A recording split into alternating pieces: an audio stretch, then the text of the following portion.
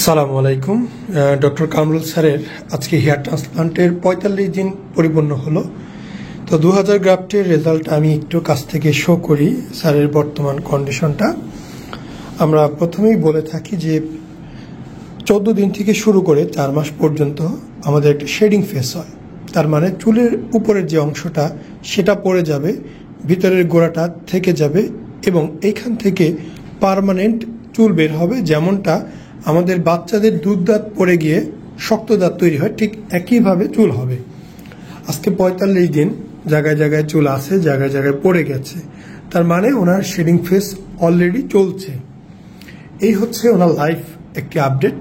এই শেডিং ফেসটা কতদিন স্থায়ী হয় আমরা দেখব, এবং অবশ্যই যেহেতু ওনার আর্লি এজে শেডিং ফেস শুরু হয়েছে, আমরা এইটুকু আশা করতে পারি ৬ মাসের মধ্যে ওনার চুল ভরে যাবে। এই যে এখান থেকে চুল তোলা হয়েছিল দেখতেই পাচ্ছেন, মাশাআল্লাহ খুব সুন্দর ঘন চুল আছে।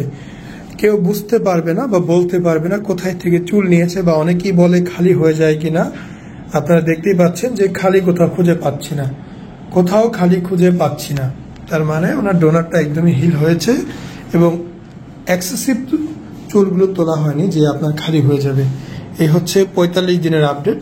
আমরা আবার ৫০ দিন হলে আরেকটা আপডেট দিব। এইভাবে চেষ্টা করব রেগুলার আপডেট দেওয়ার জন্য।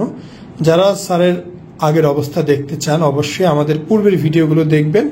সেইখানে আমরা আরও কয়েকটি ভিডিও দিয়েছি ওনার রেগুলার আপডেট, অবশ্যই দেখবেন, সাথে থাকবেন। আমরা পরবর্তীতে আবার আপডেট দেব।